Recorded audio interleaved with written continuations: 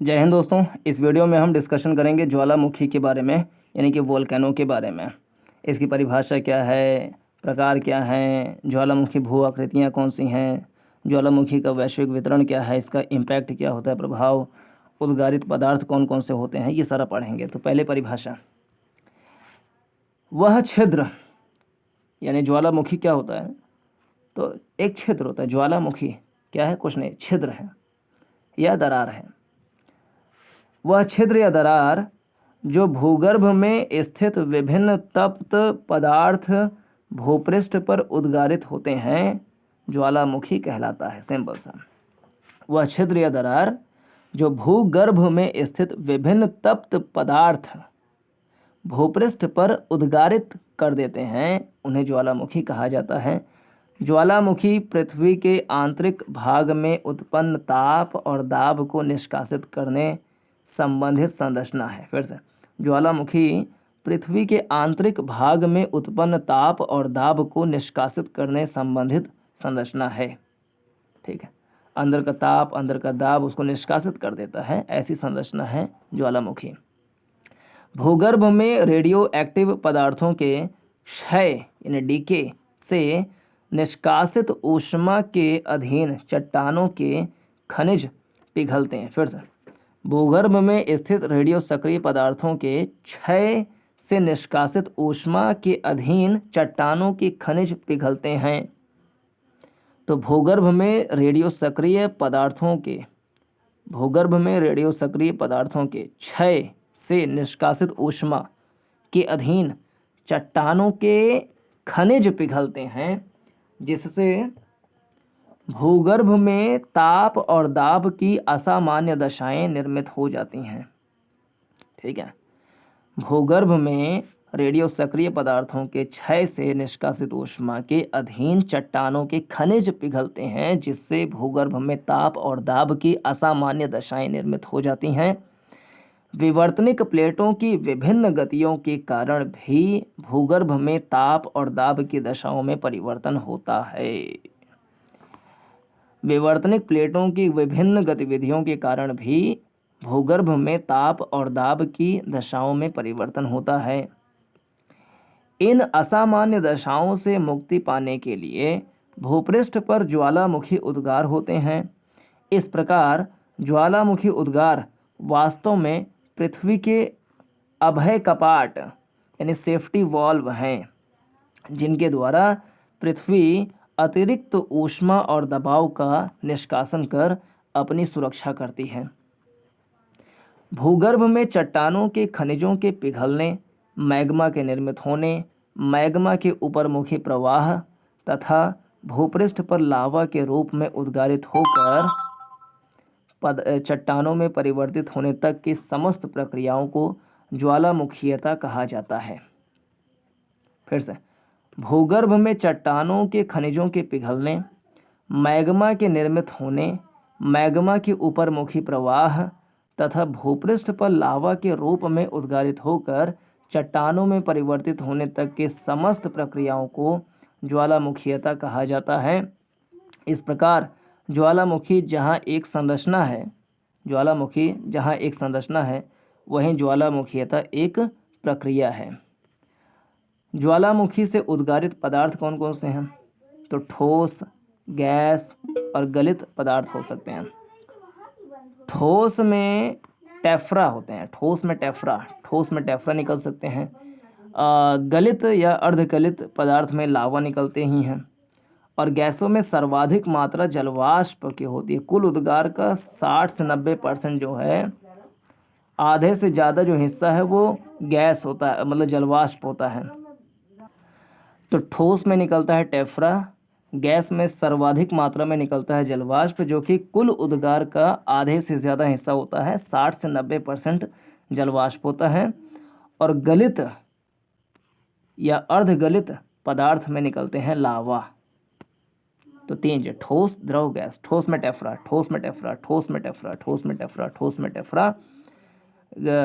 Liquid में लावा और gas में सर्वाधिक मात्रा होती है जलवाष्प की, 60 से 90% होती है।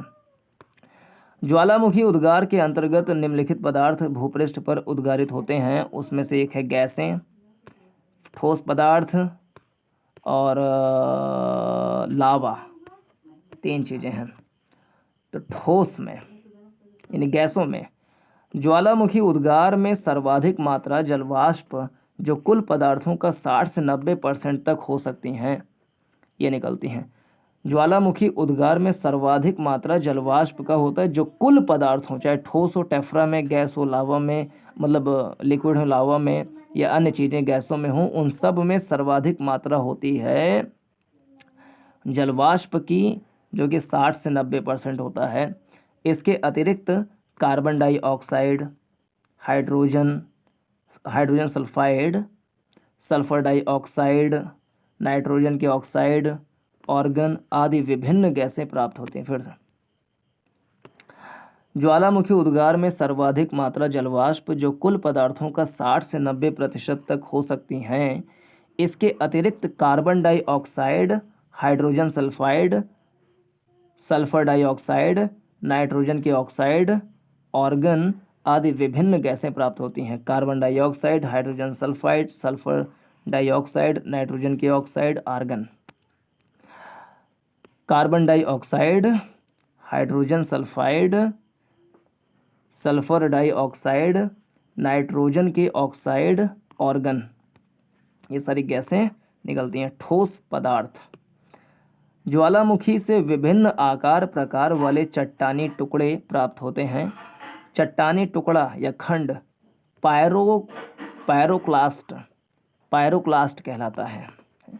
ज्वालामुखी से विभिन्न आकार प्रकार वाले चट्टानी टुकड़े प्राप्त होते हैं। चट्टानी टुकड़ा या खंड पायरोक्लास्ट कहलाता है। चट्टानी टुकड़ा या खंड पायरोक्लास्ट कहलाता है, किंतु विभिन्न आकार प्रकार के चट्टान को संयुक्त रूप में टेफ्रा कहते हैं। इन्हें आकार के आधार पर निम्नलिखित रूप में वर्गीकृत किया जाता है। एक 2 मिलीमीटर से कम व्यास वाले ठोस पदार्थ ज्वालामुखी राख कहलाते हैं। ठीक है, तो ज्वालामुखी राख 2 मिलीमीटर से कम व्यास वाले हैं। 2 मिलीमीटर से 64 मिलीमीटर व्यास वाले टुकड़े लैपिली कहलाते हैं। लैपिली। तो 2 मिलीमीटर से कम व्यास वाले ठोस पदार्थ ज्वालामुखी राख हैं। 2 मिलीमीटर से 64 मिलीमीटर व्यास वाले टुकड़े लैपिली कहे जाते हैं। 64 मिलीमीटर से अधिक व्यास वाले टुकड़े ब्लॉक तथा बम कहे जाते हैं। ब्लॉक कठोर चट्टानी टुकड़े होते हैं, जबकि बॉम्ब या बम वे चट्टानी टुकड़े होते हैं जो उद्गार के समय अर्धठोस होते हैं,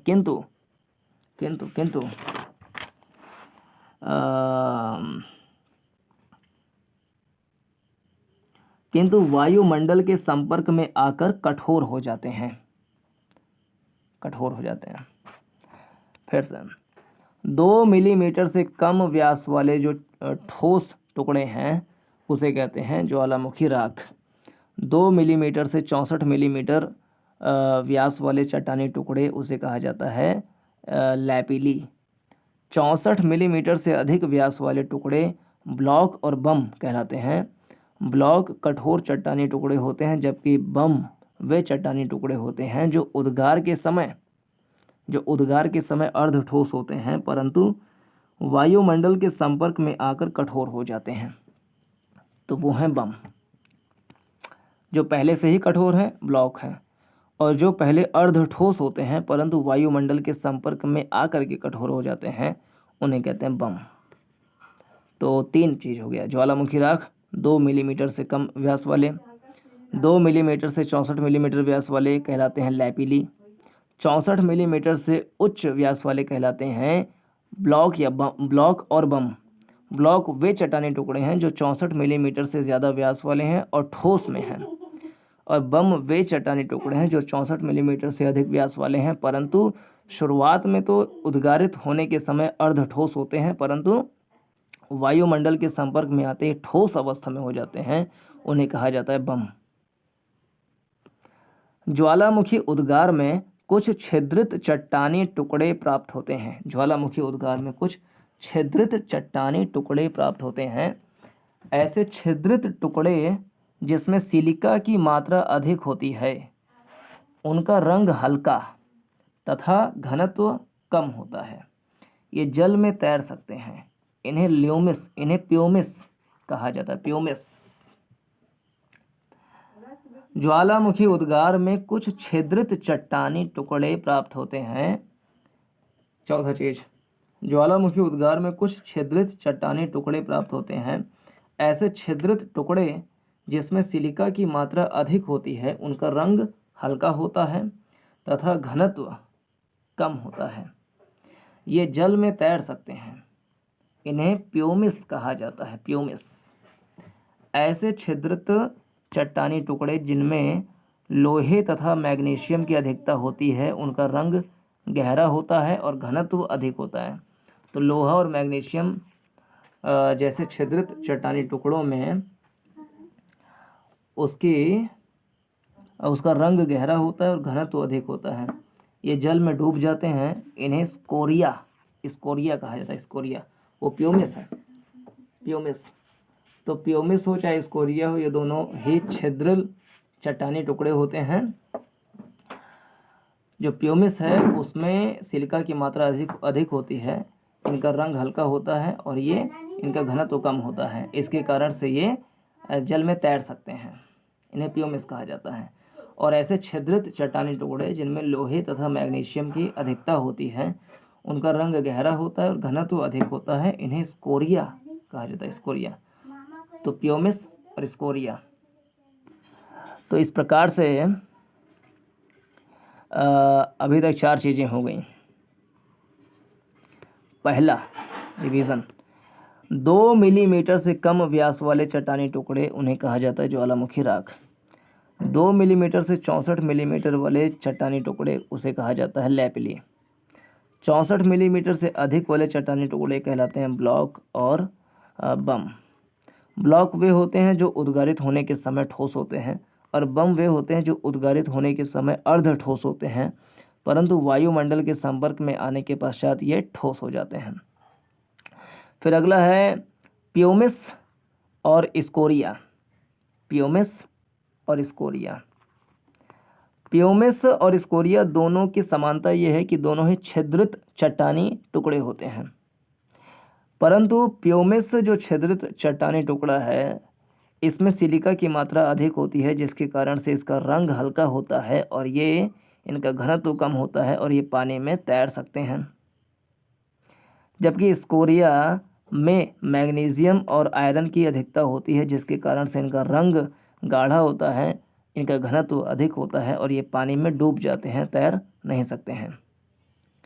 तो ये हो गया ठोस में 4 चीज़ें। फिर लावा। भूगर्भ में चट्टानों के पिघलने से प्राप्त गलित व अर्धगलित तप्त मिश्रण मैग्मा कहलाता है। भूगर्भ में चट्टानों के पिघलने से प्राप्त गलित व अर्धगलित तप्त मिश्रण मैग्मा कहलाता है। जब ज्वालामुखी द्वारा मैग्मा भूपृष्ठ पर उद्गारित होता है, तब यह लावा कहलाता है। अपनी प्रकृति के अनुसार लावा निम्नलिखित प्रकार का हो सकता है। यद्यपि लावा 4 प्रकार का हो सकता है, किंतु निम्नलिखित 2 प्रकार का लावा सर्वाधिक महत्वपूर्ण होते हैं। एक है फेल्सिक या अम्लीय लावा और दूसरा है क्षारीय या मैफिक लावा। तो फेल्सिक तो अम्लीय है और मैफिक तो क्षारीय है। तो फेल्सिक अम्लीय, मैफिक क्षारीय। तो फेल्सिक या अम्लीय लावा क्या होता है? फेल्सिक लावा या फिर अम्लीय लावा, ऐसा लावा जिसमें सिलिका 63% से अधिक होती है। ऐसा लावा जिसमें सिलिका 63% से अधिक होती है, उसे कहा जाता है अम्लीय लावा। सिंपल सा। ऐसा लावा जिसमें सिलिका 63% से अधिक होती है, अम्लीय लावा कहलाता है। इसमें फेल्ड्सपर व सिलिका की अधिकता के कारण फेल्सिक लावा भी कहलाता है। तो फेल्ड्स्पर व सिलिका, तो फेल्ड्स्पर का फेल और सिलिका का सिक, तो बन गया फेल्सिक। तो फेल्ड्स्पर और सिलिका की उपस्थिति के कारण इसे फेल्सिक लावा भी कहलाता है। फेल से फेल्ड्स्पर और सिक से सिलिका। ठीक है, तो ऐसा लावा जिसमें सिलिका की मात्रा 63% होती है उसे अम्लीय लावा कहा जाता है। इसमें फेल्ड्स्पर और सिलिका की मात्रा की अधिकता होने के कारण इसे फेल्सिक लावा भी कहा जाता है। ठीक है, सिलिका की अधिकता के कारण चिपचिपा या श्यान लावा होता है। सिलिका की अधिकता के कारण चिपचिपा होता है और श्यान में गाढ़ा लावा होता है। इस लावा में गैसों की अधिकता होती है और गैसों में सर्वाधिक पाया जाता है जलवाष्प, जिसकी मात्रा होती है 60 to 90%। अन्य गैसों में पाई जाती हैं carbon dioxide, hydrogen sulphide, sulphur dioxide और नाइट्रोजन के सल्फाइड। सिलिका की अधिकता के कारण चिपचिपा या श्यान लावा होता है। इस लावा में गैसों की अधिकता होती है। तो फेल्सिक लावा या अम्लीय लावा में गैसों की अधिकता होती है। चिपचिपा होने और गैसों की अधिकता के कारण यह विस्फोट से बाहर आता है।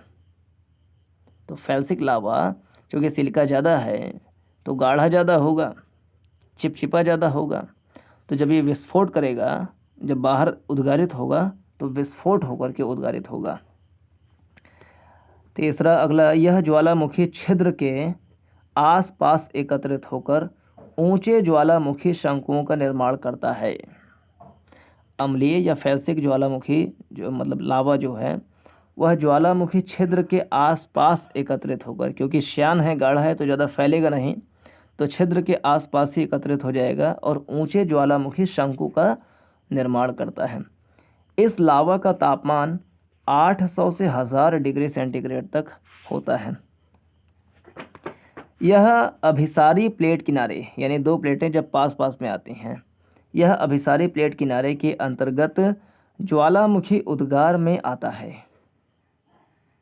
यह अभिसारी प्लेट किनारे के अंतर्गत, यानी दो प्लेटें जब आपस में समीप आती हैं तो अधिक घनत्व और वेग वाली प्लेट निम्न घनत्व और वेग वाली प्लेट के नीचे सबडक्ट हो जाती है।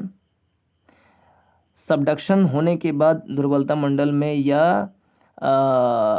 बेनियॉफ जोन में पहुंचने के बाद वो उसका विनाश होता है, गर्म होता है, फिर पिघलता है, मैग्मा बनता है। तो यह अभिसारी प्लेट किनारे के अंतर्गत ज्वालामुखी उद्गार में आता है। रायोलाइट, एंडेसाइट इसके प्रमुख उदाहरण हैं। रायोलाइट, एंडेसाइट इसके प्रमुख उदाहरण हैं। तो सिलिका मतलब अम्लीय लावा या फिर फेल्सिक लावा निकलता है जब अभिसारी प्लेट किनारे के परिणाम स्वरूप जो ज्वालामुखी का उद्गार होता है उसमें। सिलिका की अधिकता के कारण यह हल्के रंग का होता है। इसका रंग हल्का पीला तथा गुलाबी हो सकता है। तो सिलिका की अधिकता होने के कारण यह हल्के रंग का होता है, इसका रंग हल्का पीला तथा गुलाबी हो सकता है। अगला क्षारीय या मैफिक लावा। इस लावा में सिलिका की मात्रा 52 से 45% होती है। अम्लीय लावा या फेल्सिक लावा में सिलिका की मात्रा 63% से ज़्यादा होती है, जबकि क्षारीय या मैफिक लावा में सिलिका की मात्रा 52 से 45% होती है। इसमें आयरन और मैग्नीशियम की अधिकता होती है, इस कारण से इसे मैफिक लावा कहा जाता है। मै से मैग्नीशियम, फिक से जो उसे कहते हैं लोहे को फेरिक एसिड, फेरिक कहा जाता है, फेरिक, तो वहाँ से फिक ले लिया। फेरस या फेरिक कहते हैं तो वहाँ से फिक, तो मैग्नीशियम और फिक यानी कि फेरस या फिर आयरन, इसलिए मैफिक कहा जाता है। जैसे उसमें है फेल्ड्स्पर और सिलिका की मात्रा अधिक होने के कारण उसे फेल्सिक लावा कहते हैं। तो फेल्ड्स्पर हो गया, फेल्ड्स्पर प्लस सिलिका तो नाम रख लिया इसका फेल्सिक लावा।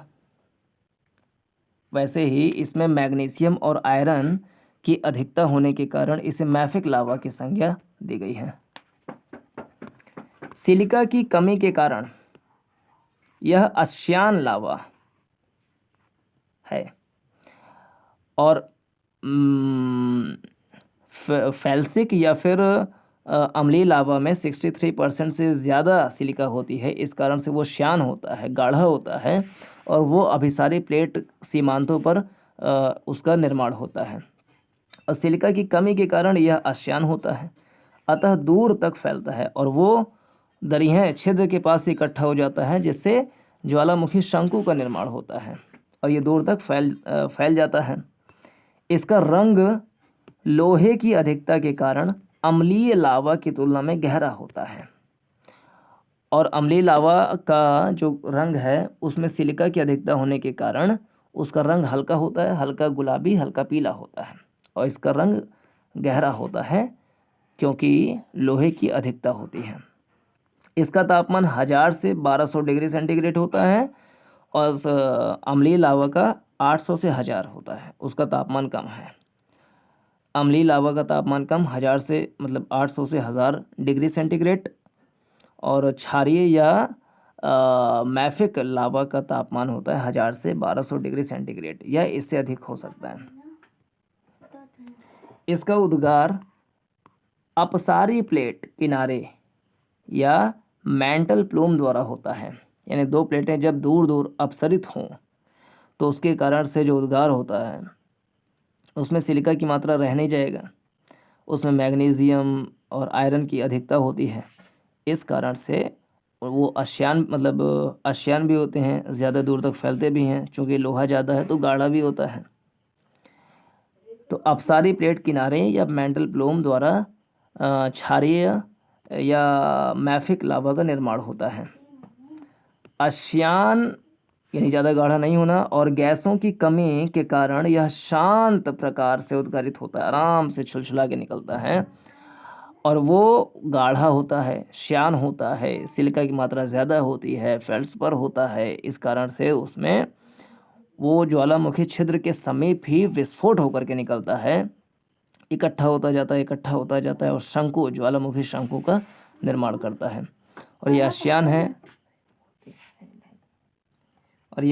है इसमें सिलिका की मात्रा कम है और ये अपसारी प्लेट सीमांतों के अधीन निर्माण होता है।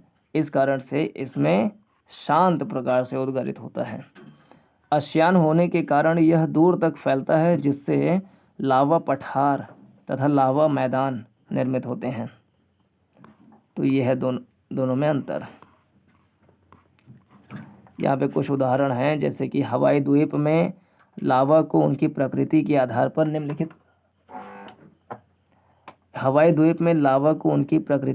पर निम्नलिखित दो प्रकार से विभाजित करते हैं। एक आ लावा, यह खुरदुरी या रुक्ष सतह वाला लावा होता है जो मंद गति से बहता है। दूसरा है पाहोय होय लावा, यह चिकनी सतह वाला और अत्यधिक तरल लावा होता है। फिर एक अन्य प्रकार के हैं पीलो लावा, शिरोधान लावा। जब महासागरीय भाग में क्षारीय बेसाल्टिक लावा का उद्गार होता है तब यह शीघ्र ठंडा होकर तकिए जैसी संरचना का निर्माण करता है। इसे पीलो लावा कहा जाता है। जब महासागरीय भाग में क्षारीय बेसाल्टिक लावा यानी अब अपसारी होगा तो क्षारीय निकलेगा, महासागरीय भाग में क्षारीय बेसाल्टिक लावा का उद्गार होता है तब यह शीघ्र ठंडा होकर के तकिए जैसी संरचना का निर्माण करता है। इसे पीलो लावा कहा जाता है। अब ज्वालामुखी के प्रकार कितने हैं? 24वां शुरू किया था 22 से, तो 22 और 23 2 क्लास का अध्ययन हो गया है। अब 24वां